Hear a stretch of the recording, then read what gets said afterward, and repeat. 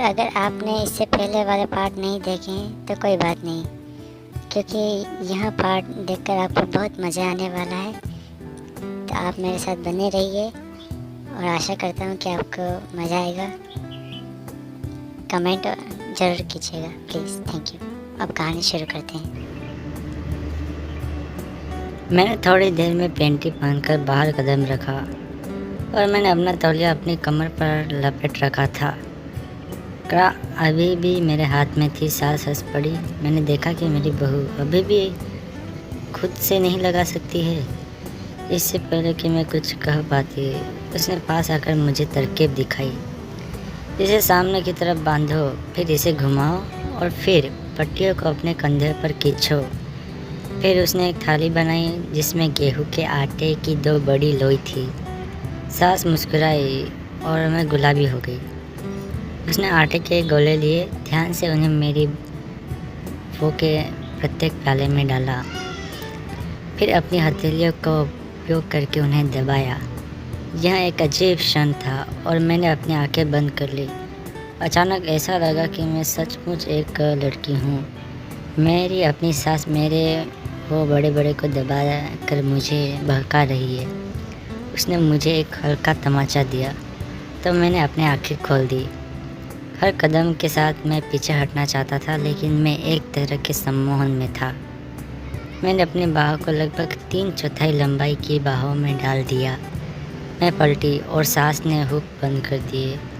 जब उसने घोषणा की कि यह हो गया है तो मुझे एहसास हुआ कि यह ठीक है, जैसे यह केवल मेरे लिए ही सिला गया था। कोई अजीब उभार नहीं, कोई झुर्रियाँ नहीं, कुछ भी नहीं। मैंने यह भी महसूस किया कि गर्दन गहरी कटी हुई थी और मेरी ये कप के ऊपर का हिस्सा दिख रहा था। तब सास ने मेरे आटे के मेरे वो के रंग को मेरी वास्तविक त्वचा के रंग से मिलाने के लिए कुछ मेकअप का इस्तेमाल किया। उसके होठों पर संतोष की मुस्कान आ गई। उसने फिर मेरे तौलिए को देखा और चिल्लाते हुए उसे खींच लिया। तुम अपनी ठीक को पहले ही गीला कर दोगी। मेरे पास इस रंग में केवल एक ही है। हालांकि मैं उत्तेजित नहीं था, एक निश्चित अनुभूति थी जिसे मैं महसूस कर सकता था। हो सकता है कि इसमें नीचे थोड़ा सा इरेक्शन हो गया हो, जिसे मैंने अचानक अपने हाथों से छिपाने की कोशिश की। सास हंस पड़ी। मुझे इस सच में लगता है कि आप इसका आनंद ले रहे हैं। भला ही आप इनकार करते रहे, लेकिन आराम करें। ऐसा कुछ भी नहीं जो मैंने पहले नहीं देखा। इसके अलावा यह आपके पेटीकोट का समय है।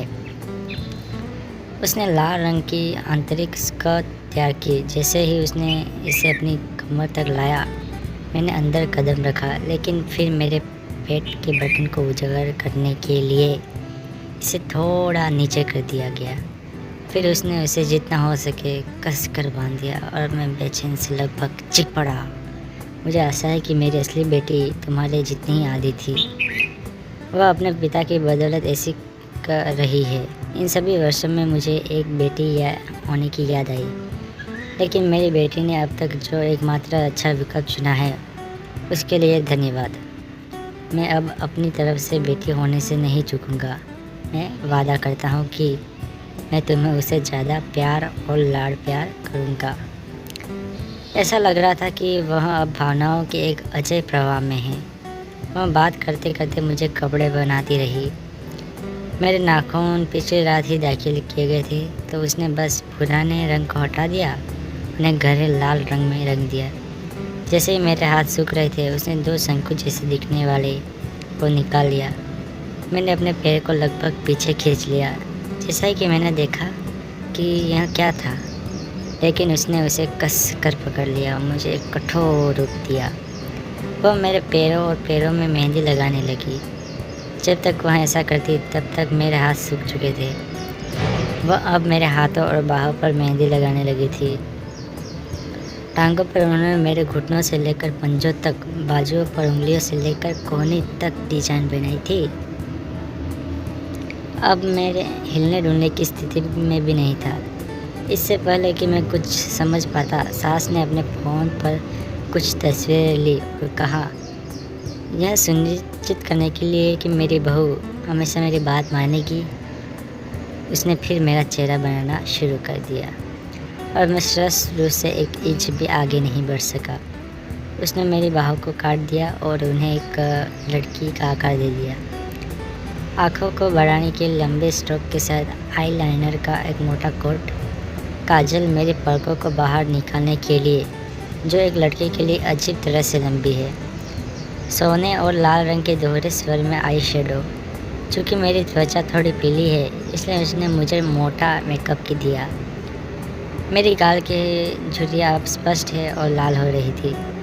लाल लिपस्टिक के 3 उधार कोट मोम के सुरक्षात्मक कोट के साथ मेरे होठ बहुत ही मलाईदार रसीले बने थे।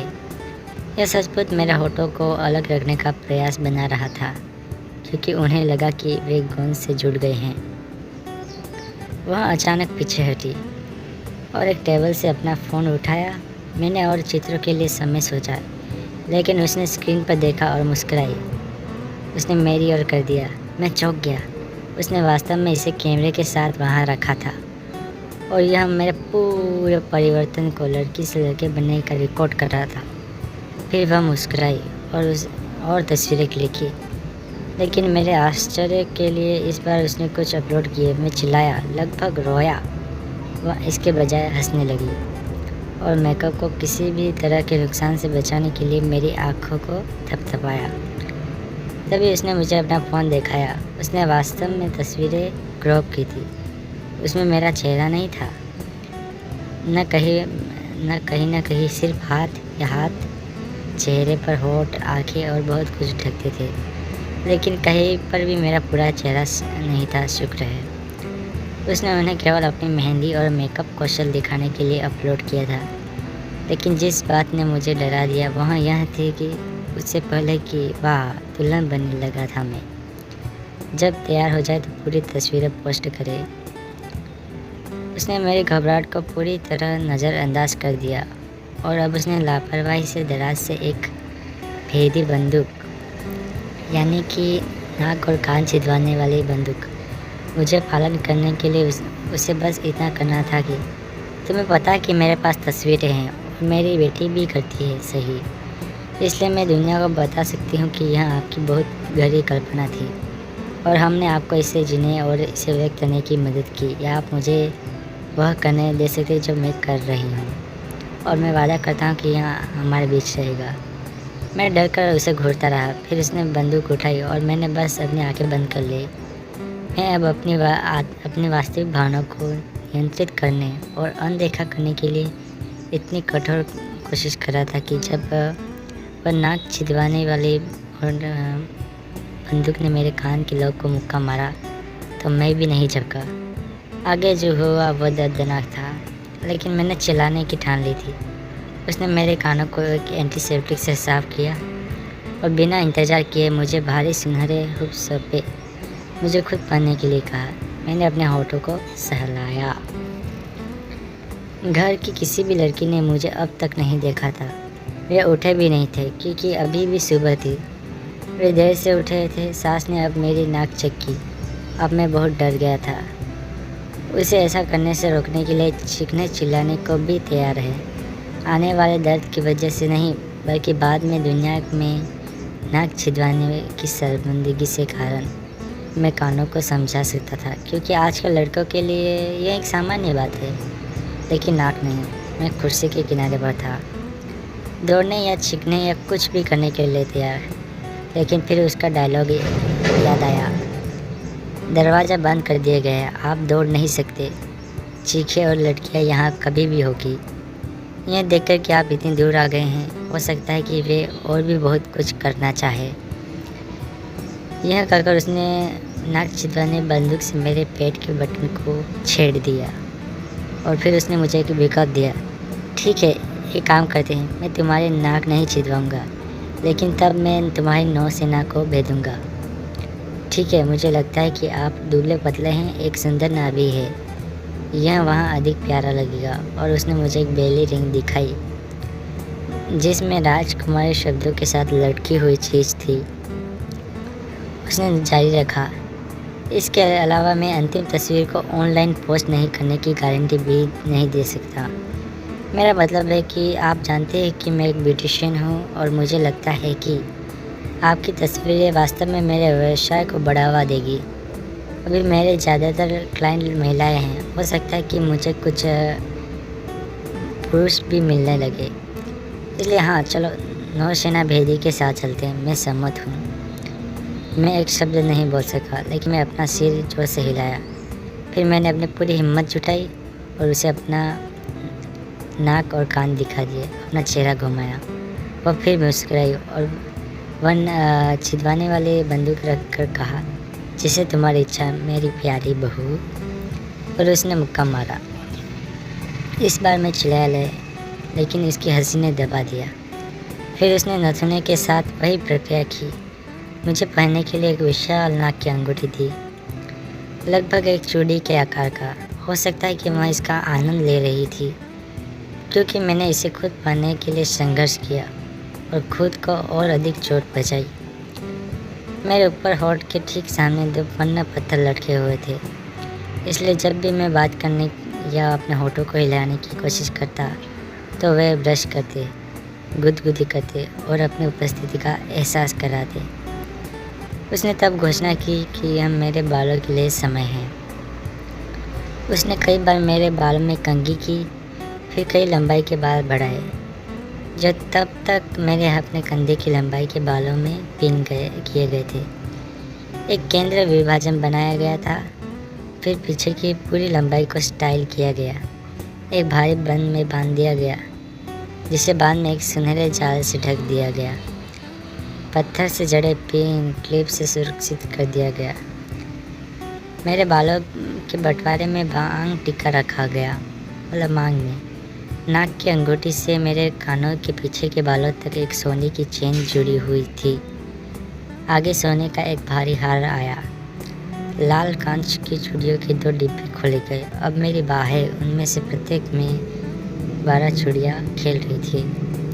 मेरी उंगलियों में कई सुनहरे छल्ले और पैर की उंगलियों पर कुछ भारी जड़े हुए सुनहरे पायल, जो कांच की चूड़ियों के साथ तालमेल बिठाते हुए बहुत अधिक शोर करते थे। अचानक मुझे एहसास हुआ कि मैं अभी एक विनम्र दुल्हन की तरह बैठी थी, जो अपने पति के लिए तैयार हो रही थी। सारे गहनों के बाद अब बारी थी साड़ी की।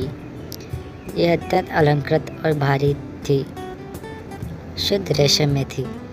सास ने न केवल मुझे इसे पहनने में मदद की, बल्कि इससे पहले कि मैं खुद जानता प्लेट्स कैसे बनाई जाती है और पल्लू को सही तरीके से कैसे लगाया और पिन किया जाता है, उसने मुझे इसे कई बार पहनाया। इससे पहले कि मैं इसे पूरी तरह से अपने आप से पूरी तरह से पहनता, मुझे लगभग 10 चक्कर लगे। लेकिन तभी मुझे एहसास हुआ कि उसने मुझे सिखाने पर जोर क्यों दिया। मैंने ऊपर देखा, वहाँ थी। मुझे फिर से फैलवाया जा रहा था, लेकिन इस बार उसके पास एक सबूत था जिसका मैं बचाव भी नहीं कर सकता था, क्योंकि उनके कैमरे में मेरे पहले करवा चौथ के लिए खुद साड़ी पहनकर तैयार हो रही थी। इतना ही नहीं, उसने मुझे ईयरिंग्स और नोज रिंग पहनकर खुद भी रिकॉर्ड किया था। मैंने अपना सिर नीचे कर दिया। उसने मुझे पहनने के लिए हिल्स दी। वे लगभग 4 के थे और मैं अपने जीवन पहली बार साड़ी में था। उसने मुझे उन्हें खुद पहनने के लिए कहा और मुझे बहुत मज़ा आया, क्योंकि मुझे साड़ी, चूड़ियों और झुमके, हार, पायल और सब कुछ जो मैंने पहना था, जिसमें तंग वो जो अंदर पहनते और डाली गई चीज़ें शामिल थी, के कारण संघर्ष किया। मैं अंत में ऊंची एड़ी के जूते का पट्टा और अपने आप से उठने में कामयाब रहा। मेरी सास ने यही कहा था, पीछे थोड़ा झुका हुआ, फिर सीधा, थोड़ी जमीन के समांतर, एक पैर दूसरे के सामने। अपनी साड़ी को अपनी उंगलियों से फर्श से थोड़ा ऊपर उठाए, छोटे कदम उठाए, या आप अपने जीवन के सबसे बुरे अनुभव करेंगे। जैसे ही उसने दरवाज़ा खोला, मैं सदमे में था। कमरा महिलाओं से भरा हुआ था। सभी ने भारी कपड़े पहने, लेकिन उतना नहीं जितना मैं था।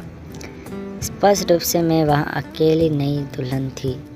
मैं हिल नहीं सकता था, मेरे पैर जम गए और मैं अपनी साड़ी पर फिसलने के डर से मुड़ भी नहीं सकता था। तभी मैंने अपनी गर्लफ्रेंड को देखा, जो वास्तव में अब मेरे पति की तरह कपड़े पहनकर नीचे आ रही थी। रुको मेरे पति। तभी मुझे एहसास हुआ कि उसने पुरुष का 3 पीस सूट पहना हुआ है। मैं मूर्ति की तरह खड़ा रहा। जैसे ही वह करीब आई, मेरी सास ने एक सिंदूर का एक डिब्बा बनाया। उसने एक चुटकी ली और मेरे बालों के विभाजन में आगे से पीछे तक एक लंबे स्ट्रोक में डाल दी। फिर उसने मेरी सास ने एक मंगलसूत्र निकाला और अपनी प्रेमिका और अपने पति को दे दिया। उसने इसे मेरे गले में बांध दिया। तभी कमरे की सभी महिलाएं ताली बजाने लगी। मेरी सास ने पीठ को धक्का दिया ताकि मैं झुक कर जाऊँ और अपने पति का आशीर्वाद लेने के लिए उनके पैर छूं। मैंने वैसा ही किया। मेरे पति मेरे कंधों से उनकी मदद की और वही मुझे मेरे होठों पर कठिन चूमा। महिलाओं ने और भी अधिक जोर से ताली बजाई। मेरी साड़ी का पल्लू मेरे सिर के चारों ओर लपेटा गया और मुझे इस तरह रखने के लिए कहा गया था कि अगर मेरी उंगलियों के साथ पल्लू का अंत हो तो। महिलाएं बैठक के कमरे में कालीन पर एक समूह में बैठी थी। मैं उनमें से एक को वहां ले गया और उन्हीं की तरह कालीन पर बैठाया। फिर मेरे पति के दोस्त ने एक बड़ी पूजा की थाली लेकर मेरी गोद में रख दिया। मुझे खाने के लिए एक चावल का हलवा का एक छोटा कटोरा दिया गया और फिर मुझे बताया गया कि चूँकि यह मेरा करवा चौथ का व्रत है, इसलिए मुझे रात में निकलने से पहले अपना अगला भोजन नहीं करना चाहिए। वहाँ भी चंद्रदेव और मेरे पति के सम्मान मेरे भगवान की पूजा करने के बाद ही जो मुझे व्रत पूरा करने के लिए प्रहलाद अंश खिलाएंगे। मेरे पति अपने दोस्त के साथ चले गए और मैं महिला पूजा समूह का हिस्सा बन गई। हम मंदिर गए जहाँ पुजारी ने मुझे एक अच्छी पत्नी और एक माँ बनने का आशीर्वाद दिया। इसके बाद हमने भजन गाए, डांस किया और मस्ती की। मैं अपनी सास और कुछ अन्य महिलाओं के साथ बाजार गया जहाँ मेरी सास ने मुझे कुछ उपहार खरीदे। कुछ रात को पहनने के लिए कुछ साड़ी, सलवार कमीज, सूट, साथ ही कुछ स्कर्ट और टॉप भी थी। जब तक हम खरीदारी कर चुके थे, चांद दिखाई दे रहा था। हम घर वापस आ गए। हम सब उस सोसाइटी पार्क में एकत्रित हुए जहाँ मैंने अन्य पत्नियों को अपने पतियों के साथ करवा चौथ की पूजा की, चंद्रदेव को प्रसाद दिया और हम सभी पत्नियों ने एक बार फिर अपने पतियों का आशीर्वाद लिया और उनकी लंबी उम्र की कामना की। फिर हमने खाना खाया और घर वापस आ गए। सास मुझे बदलने के लिए अंदर ले गई। वह मुस्कुराई क्योंकि मेरे हाथ अपने रात के बैग के लिए चले गए। उसने मुझे ख़रीदा था, लेकिन उसने मुझे रोक दिया और मुझे एक और बैग सौंप दिया। मैंने उसको खोला तो देखा कि वहाँ स्कर्ट, ब्लाउज और पर्स वाली थी। मैं दृश्य में खो गया था। जब सास ने गुलाबी फूलों के साथ एक L line navy blue skirt और लंबी बिशप सतीन के साथ उसी गुलाबी रंग में एक साटन ब्लाउज, एक यारी गर्दन, फुला हुआ कंधे और एक गांठ वाला माँ निकाला। साथ में उसने मुझे साटन नेवी ब्लू पंप मोती के साथ एक मोती का हार, एक मोती ड्रॉप, नाक की अंगूठी सौंपी। एक सामान गुलाबी रंग की टी और वो जो ब्लाउज के अंदर पहनते हैं कि एक ताज़ा जोड़ी भी थी और फिशनेट स्टॉकिंग्स भी थे। सास ने कमरे का दरवाज़ा बंद कर दिया और जाते समय ये कहा, तैयार हो तो दस्तक दो। चुनौती उन चीज़ों को पहनने की न थी, कपड़े उतारने की थी। मुझे तैयार होने में लगभग 1 घंटे का समय लगा। जब मैं था तो मैंने दस्तक दी। इस बार यह मेरे पति के दोस्त थे, मतलब सहेलियाँ। उन्होंने मुझे न केवल मेकअप उतारना सिखाया, बल्कि मेरे नए आउटफिट के साथ सीधे से मेकअप भी किया। चूड़ियाँ, सिंदूर, मंगलसूत्र यह कहते हुए रख दिए कि अब वे विवाहित होने का प्रतीक है और मुझे उन्हें कम से कम 1 साल तक पहनना है। फिर मुझे सभी मेकअप के साथ टचअप और अन्य आवश्यक चीज़ों के साथ एक हैंड बैग दिया। एक बार फिर कई तस्वीरें ली गई। इस बार अलग अलग गर्ली और फैशन मॉडल जैसे पोज में। आखिरकार मुझे घर से निकाल दिया गया और रास्ते में अकेला छोड़ दिया गया। जैसे मैं सोच रहा था, मैंने देखा कि मेरे पति मोटर बाइक कर आ रहे। रुको, वह मेरी गर्लफ्रेंड थी और उसने टी शर्ट और जीन्स पहन रखी थी। मेरी उलझन, मेरी घबराहट, मेरी चिंता देख सकती थी, लेकिन इसमें से किसी को भी संबोधित करने के बजाय और इस तथ्य को नज़रअंदाज करते हुए कि काश यह एक कार होती। उसने मुझे आगे बढ़ने का इशारा किया। अब मुझे पता चला कि मुझे स्कर्ट क्यों दी गई। जैसे ही मैं अपने दोनों पैरों को बाईं ओर करके बैठा, एक महिला की तरह, एक हाथ उसके कंधे पर और दूसरा मेरी गोद में रखते हुए उसने बाइक को गियर में रखा। हम निकल गए। रास्ते में उसने बिना वजह कई बार ब्रेक लगाए, जब तक मैं उसे पीछे से गले लगाकर बैठ नहीं गया। तभी उसने एक अचानक सुनसान लैंप पोस्ट के नीचे बाइक रोक दी। मुझे नीचे उतरने को कहा। वो भी नीचे उतरी, मोटर बाइक को सेंटर स्टैंड पर रखा और मुझे उस पर बिठा दिया। और फिर वह मुझे चूमने शुरू कर दिया और मेरे वो को खेलती और अपने हाथों से मेरे भीतरी को दबाती और वो पर रगड़ती। उसका प्यार हिंसक था। मैं सहने वाला ही था कि वहाँ रुकी। और फिर मुस्कुराई, मेरे हैंडबैग लिया, मेकअप निकाला और मुझे टच अप किया। हम फिर से मोटरसाइकिल पर बैठ गए। जब हमने शुरू किया तो मुझे एहसास हुआ कि यह वही जगह थी जहाँ दूसरी फिल्म रात थी। हम अंत में अपने गंतव्य सिनेमाघर पर पहुँच गए। उसने मुझे टिकट दिया और लेट चली गई। मैंने टिकट को देखा और महसूस किया कि वे एक और विशेष रूप से महिलाओं के शो के लिए थी। मैं अभी भी पिछली 2 दिनों के उन घटनाओं को देख रहा था जब मुझे हॉल के अंदर धकेला जा रहा था। उसने कॉर्नर सीट ले ली।